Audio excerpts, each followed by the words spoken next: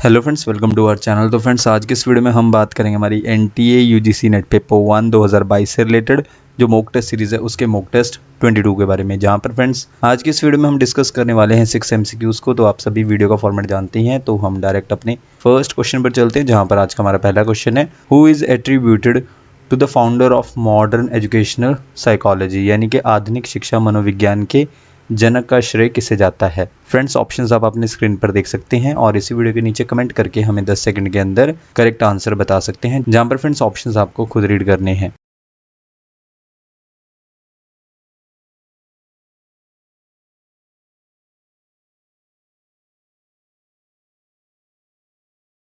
Friends, founder हैं modern educational psychology के, यानी कि आधुनिक शिक्षा मनोविज्ञान के जनक का श्रेय किसे जाता है। इनमें से ऑप्शन बी एडवर्ड थॉर्नडाइक को। तो फ्रेंड्स, इस क्वेश्चन का करेक्ट आंसर हुआ ऑप्शन बी। इसके बाद फ्रेंड्स हमारा नेक्स्ट क्वेश्चन है, क्वेश्चन नंबर सेकंड में आपको बताना है which of the following are statutory bodies, यानी कि इनमें से कौन से विधानिक निकाय हैं। जहां पर फ्रेंड्स नंबर 1 है एनसीटीई, नंबर सेकंड है एआईसीटीई, नंबर थर्ड है NAAC, number fourth UGC. Friends, code आप अपनी स्क्रीन पर देख सकते हैं और इसी वीडियो के नीचे कमेंट करके हमें 10 सेकंड के अंदर करेक्ट कोड बता सकते हैं।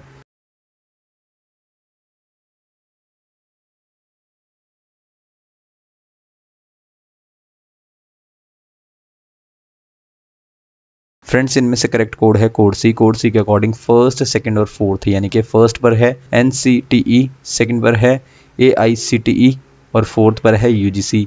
ये तीनों क्या हैं, स्टैट्यूटरी बॉडीज हैं। और इसके अलावा फ्रेंड्स ऑप्शन थर्ड पर था हमारे पास नैक, तो ये स्टैट्यूटरी बॉडी नहीं है। इस क्वेश्चन को फ्रेंड्स हम थोड़ा डिस्कस कर लेते हैं। सबसे पहले स्टैट्यूटरी बॉडीज़ के बारे में बात करें अगर हम इंडिया में, तो ये जो है नॉन कॉन्स्टिट्यूशनल बॉडीज़ भी इन्हें कहते हैं। इनको जो है मेंशन नहीं किया गया है कॉन्स्टिट्यूशन में, यानी कि संविधान में इनके बारे में मेंशन नहीं किया गया है। और इन्हें क्रिएट किया गया है किसके द्वारा, एक्ट ऑफ पार्लियामेंट द्वारा, यानी कि संसद के अधिनियम द्वारा इन्हें क्रिएट किया गया है कि इन्हें स्टैट्यूटरी बॉडीज़ को इंडिया में। इसके बाद फ्रेंड्स इन्हें स्टैट्यूटरी कहा जाता है क्योंकि इसके जो स्टैट्यूट्स हैं या फिर लॉज हैं वो बनाए गए हैं किसके द्वारा, पार्लियामेंट द्वारा या फिर लेजिस्लेचर द्वारा, यानी कि विधानसभा द्वारा। और ये बॉडीज़ जो हैं अपनी पावर कहाँ से लेती हैं, स्टैट्यूट से या फिर लॉज से, जिन्हें बनाया गया है पार्लियामेंट द्वारा, और इन्हें जो है स्टैट्यूटरी बॉडीज़ के नाम से जाना जाता है। इसके बाद फ्रेंड्स नेक्स्ट पॉइंट में हम लिस्ट के बारे में बात कर लेते हैं या फिर कुछ एग्जांपल्स के बारे में स्टैट्यूटरी बॉडीज़ का। जहाँ पर फ्रेंड्स नंबर 1 एग्जांपल है national human rights commission,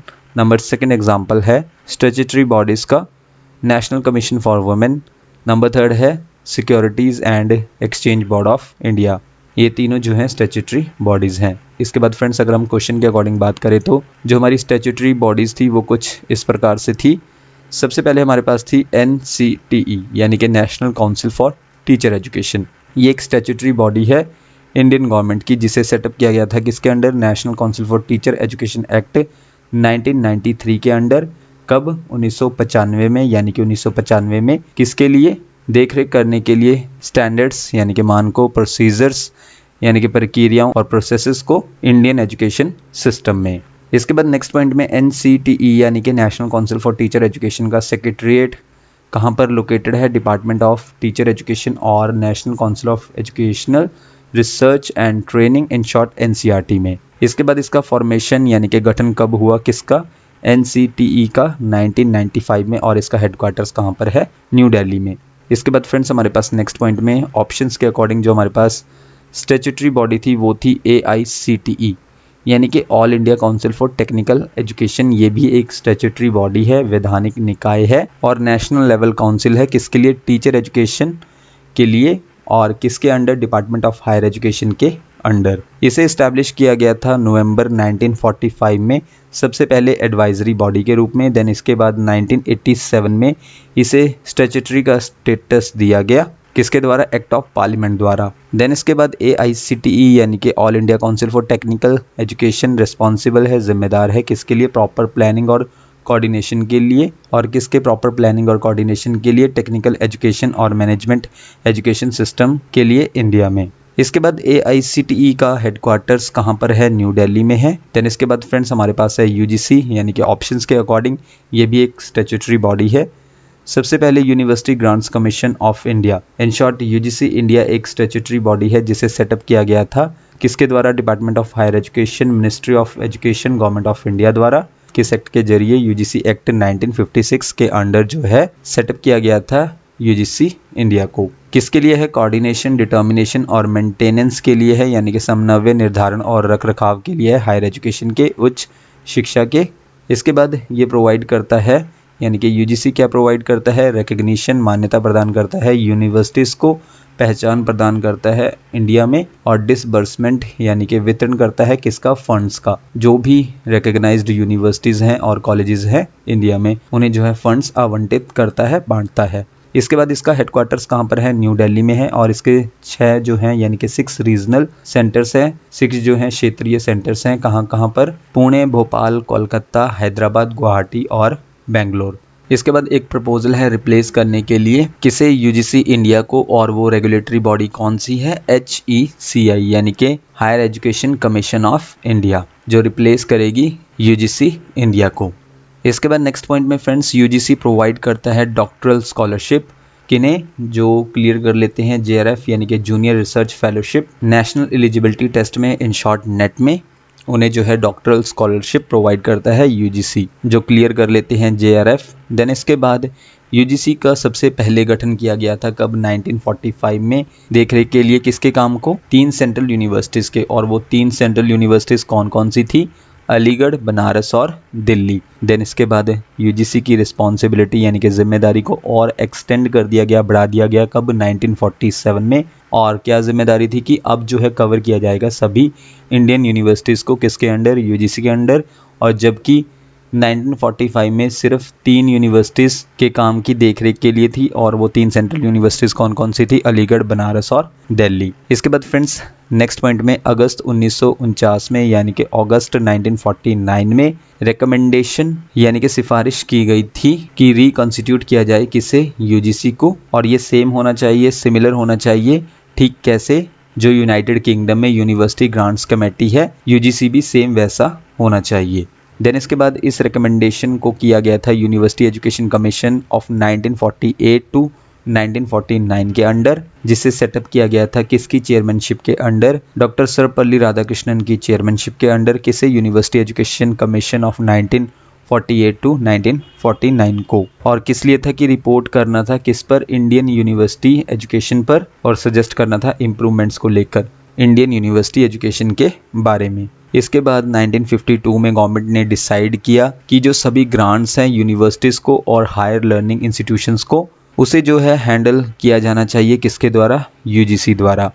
then इसके बाद इसका इनॉग्रेशन किया गया कब? 28 दिसंबर 1953 को। किसके द्वारा? मौलाना अबुल कलाम आज़ाद द्वारा, जो कि उस टाइम के मिनिस्टर ऑफ एजुकेशन और natural resources and scientific research भी थे। कौन? मौलाना अबुल कलाम आज़ाद। इसके बाद फ्रेंड्स नवंबर 1956 में यूजीसी बन गया स्टैट्यूटरी बॉडी, जहां पर पास किया गया यूनिवर्सिटी ग्रांट्स कमीशन एक्ट 1956 को इंडियन पार्लियामेंट द्वारा। इसके बाद फ्रेंड्स दिसंबर 2015 की अगर हम बात करें तो, यानी कि दिसंबर 2015 में इंडियन गवर्नमेंट ने सेट किया किसे? National institutional of ranking framework को, इन शॉर्ट NIRF को। किसके अंडर? यूजीसी के अंडर, जो क्या करेगा? यानी कि NIRF क्या करेगा? रैंक प्रोवाइड करेगा एजुकेशनल इंस्टीट्यूट्स को। कब से?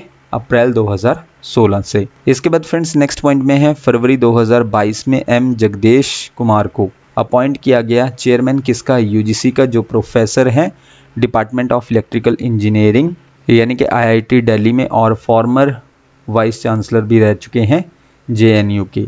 नेक्स्ट पॉइंट है, यूजीसी ने नेट क्वालिफिकेशन को मैंडेटरी कर दिया, अनिवार्य कर दिया टीचिंग के लिए ग्रेजुएशन लेवल पर और पोस्ट ग्रेजुएशन लेवल पर। कब से?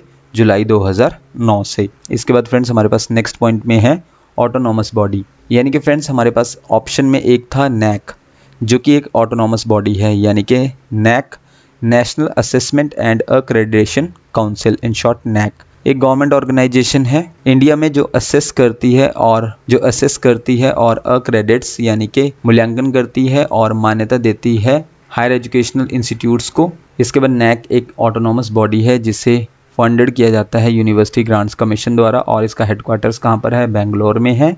इसके बाद NAC को इस्टेब्लिश किया गया था 1994 में, जो नेशनल पॉलिसी इन एजुकेशन 1986 थी, यानी कि शिक्षा में राष्ट्रीय नीति 1986 की सिफारिशों के जवाब में इस्टेब्लिश किया गया था NAC को। इसके बाद अगले पॉइंट में नैक जो है ग्रेड देता है इंस्टीट्यूट्स को, और इसमें जो है 8 ग्रेड लैडर है, यानी कि 8 ग्रेड हैं जो इंस्टीट्यूट्स को प्रोवाइड किए जाते हैं नैक द्वारा। नैक का मोटो क्या है? एक्सीलेंस, क्रेडिबिलिटी और रेलेवेंस। ये मोटो है किसका? नैक का। नेक्स्ट पॉइंट में एज ऑफ दिसंबर 2021 तक 655 यूनिवर्सिटीज़ और 13,316 कॉलेजेस को मान्यता प्रदान की गई है, किसके द्वारा? नैक द्वारा। और फ्रेंड्स, ऑटोनॉमस बॉडी, ये जो टर्म है यानी कि ऑटोनॉमस बॉडी, जिसका मतलब है सेल्फ गवर्निंग बॉडी, यानी कि स्वशासी होता है, यानी कि वो जो निकाय है, बॉडी है, इंडिपेंडेंट होती है, आज़ाद होती है, स्वतंत्र होती है और खुद के जो है लॉज होते हैं, कानून होते हैं। इसके बाद फ्रेंड्स, ऑटोनॉमस बॉडी या फिर इंस्टीट्यूशन कोई कंपनी है तो उसे रेगुलेट किया जाता है, यानी कि मेंटेन किया जाता है कंपनी के लॉ द्वारा, और इसके खुद के बोर्ड ऑफ डायरेक्टर्स होते हैं और खुद की पॉलिसीज होती हैं। इसके बाद फ्रेंड्स, हमारा नेक्स्ट क्वेश्चन है, क्वेश्चन नंबर 3 में आपको बताना है, a dash interview is a data collection method that relies on asking questions in a set order to collect data on a topic, यानी कि एक डैश साक्षात्कार एक डाटा संग्रह विधि है जो किसी विषय पर डाटा एकत्र करने के लिए एक निर्धारित क्रम में प्रश्न पूछने पर निर्भर करता है।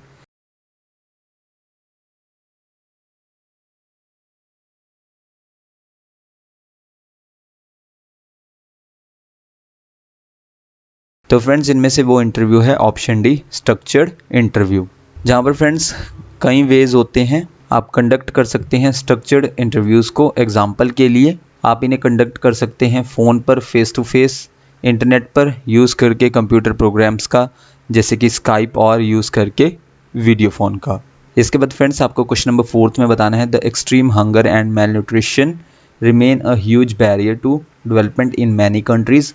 It is covered under the dash, यानी कि फ्रेंड्स अत्यधिक भूख और कुपोषण कई देशों में विकास के लिए एक बड़ी बाधा बना हुआ है, यह किसके अंतर्गत आता है?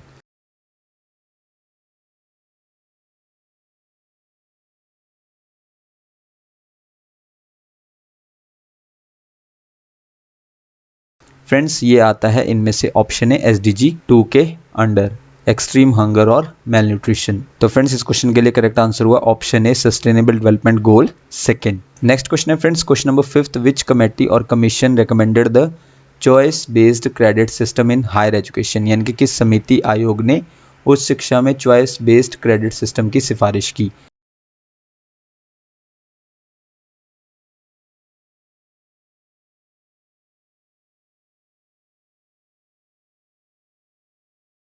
फ्रेंड्स, इनमें से वो कमेटी है option A, administrative and academic reform committee of the UGC, यानी कि यूनिवर्सिटी ग्रांट्स कमीशन की प्रशासनिक और शैक्षणिक सुधार समिति, जिसने जो है रेकमेंड किया, सिफारिश की चॉइस बेस्ड क्रेडिट सिस्टम की हायर एजुकेशन में। इसके बाद फ्रेंड्स, आज का हमारा लास्ट क्वेश्चन है, question number 6, the Kigali agreement was an amendment to which of the following international conventions aimed at conserving the environment, यानी कि किगली समझौता पर्यावरण के संरक्षण के उद्देश्य से निम्नलिखित में से किस अंतर्राष्ट्रीय सम्मेलन में संशोधन था?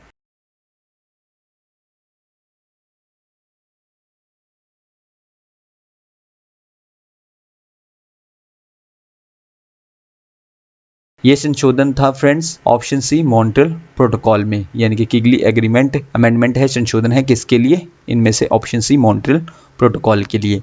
तो फ्रेंड्स, इस क्वेश्चन को हम थोड़ा डिस्कस कर लेते हैं। सबसे पहले एम क्या है, उद्देश्य क्या है? प्रोटेक्ट करना क्लाइमेट और ओजोन लेयर को, यानी कि ओजोन परत को और जलवायु को प्रोटेक्ट करना है। जहां पर फ्रेंड्स अक्टूबर 2016 में किसके दौरान 28th meeting of the parties थी, किसके लिए? Montreal protocol on substances that deplete the ozone layer, जिसे हम मॉन्ट्रियल प्रोटोकॉल के नाम से भी जानते हैं। ये कहां पर हुई थी? रवांडा के किगली में, जहां पर जो है मोर देन 170 कंट्रीज सहमत हुई मॉन्ट्रियल प्रोटोकॉल में अमेंडमेंट के लिए। इसके बाद फ्रेंड्स, किगली अमेंडमेंट का एम क्या है? फेज डाउन करना, यानी कि ग्रेजुअली जो है धीरे धीरे जो है रिड्यूस करना है हाइड्रोफ्लोरोकार्बन्स को, जहां पर कट करना है हाइड्रोफ्लोरोकार्बन्स के इन शॉर्ट HFCs के प्रोडक्शन और कंजम्पशन में, यानी कि इसके उत्पादन में और उपभोग में कटौती करना है, किसके? हाइड्रोफ्लोरोकार्बन्स के। इसके बाद गोल क्या है? अचीव करना है, जहां पर 80% रिडक्शन करना है हाइड्रोफ्लोरोकार्बन्स के कंजम्पशन में, कब तक? 2047 तक, 2047 तक।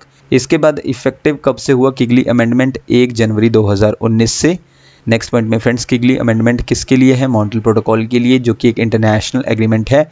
धीरे धीरे कम करना है कंजम्पशन और प्रोडक्शन को, किसके कंजम्पशन और प्रोडक्शन को? हाइड्रोफ्लोरोकार्बन्स के। नेक्स्ट पॉइंट में फ्रेंड्स, 15 अक्टूबर 2021 तक 130 स्टेट्स और यूरोपियन यूनियन ने पुष्टि की है और रेटिफाई किया है किसे? किगली अमेंडमेंट को। नेक्स्ट पॉइंट है फ्रेंड्स, मॉन्ट्रियल प्रोटोकॉल पर हस्ताक्षर किए गए थे 1987 में कई स्टेट्स द्वारा, और ये कब से प्रभाव में आया? 1989 से, जहां पर डिसाइड किया गया था कि समाप्त किया जाएगा क्लोरोफ्लोरोकार्बन्स के कंजम्पशन और प्रोडक्शन को। देन इसके बाद फ्रेंड्स, नेक्स्ट पॉइंट में यूनियन कैबिनेट जिसकी अध्यक्षता की प्राइम मिनिस्टर नरेंद्र मोदी ने, उन्होंने अप्रूवल दिया, मंजूरी दी, किसके लिए? रेटिफिकेशन के लिए। किसके रेटिफिकेशन के लिए?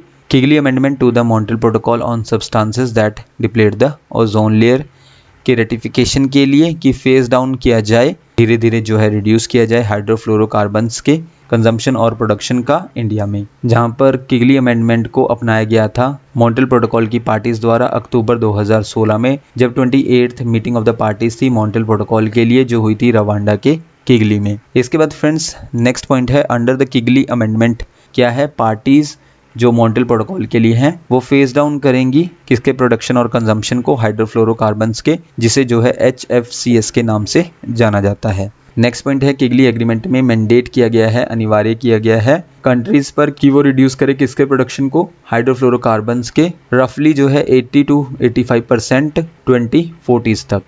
इसके बाद नेक्स्ट पॉइंट में, इंडिया जो है कंप्लीट फेज डाउन करेगा, समाप्त करेगा हाइड्रोफ्लोरोकार्बन्स को 4 स्टेप्स में, जहां पर 2032 तक 10%, 20% 2037 तक, 30% 2042 तक और 85% 2047 तक। इसके बाद फ्रेंड्स, नेक्स्ट पॉइंट में, Montreal protocol on substances that deplete the ozone layer एक इंटरनेशनल एनवायरमेंटल ट्रीटी है, किसके प्रोटेक्शन के लिए? ओजोन लेयर के प्रोटेक्शन के लिए, जहां पर फेज आउट करना है, समाप्त करना है किसके? प्रोडक्शन और कंजम्पशन को, जो मैन मेड केमिकल्स हैं, जिन्हें क्या रेफर किया जाता है? Ozone depleting substances, in short ODS, यानी कि ये जो सब्सटेंस है वो नुकसान पहुंचाते हैं किसे? ओजोन को। इसके बाद स्ट्रेटोस्फेरिक ओजोन लेयर जो है प्रोटेक्ट करती है ह्यूमंस को और इन्वायरमेंट को, जो हार्मफुल अल्ट्रावायलेट रेडिएशन है सन से निकलती है उससे प्रोटेक्ट करती है स्ट्रेटोस्फेरिक ओजोन लेयर। और फ्रेंड्स, आज का हमारा लास्ट पॉइंट है, इंडिया जो है पार्टी बन गई Montreal protocol on substances that deplete the ozone layer के लिए, इन शॉर्ट मॉन्ट्रियल प्रोटोकॉल के लिए 19 जून 1992 को, और तब से जो है इंडिया ने रेटिफाई किया है, यानी कि पुष्टि की है सभी अमेंडमेंट्स की मॉन्ट्रियल प्रोटोकॉल के लिए, यानी कि जितने भी संशोधन हुए हैं मॉन्ट्रियल प्रोटोकॉल के लिए इंडिया ने उन सभी की पुष्टि की है। तो फ्रेंड्स, ये थी हमारी आज की वीडियो जिसमें हमने 6 MCQs को कवर किया। आप हमें इसी वीडियो के नीचे कमेंट करके बता सकते हैं कि आपने टोटल क्वेश्चंस यानी कि 6 क्वेश्चंस में से कितने क्वेश्चंस को करेक्ट मार्क किया। फ्रेंड्स, नेक्स्ट वीडियो आपको जल्दी चैनल पर मिल जाएगी। So thank you friends for watching this video.